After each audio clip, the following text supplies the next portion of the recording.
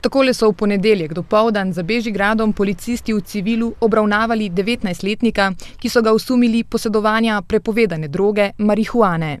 Ki ima drogo? Ki ima drogo? Ki jo imaš? Ki jo imaš? Ki? Tule?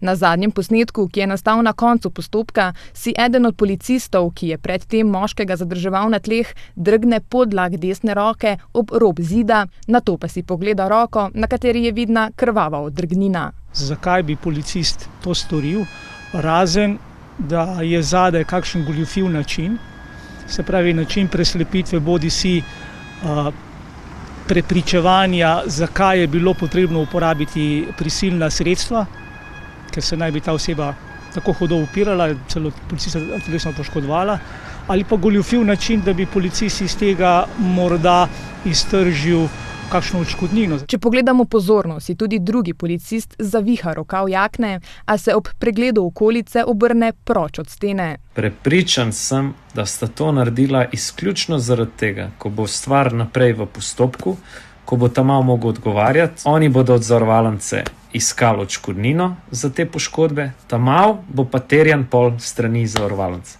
Na posnetek so se danes odzvali tudi na policiji in potrdili, da je uporaba prisilnih sredstev in celoten postopek že predmet strokovnega nadzora.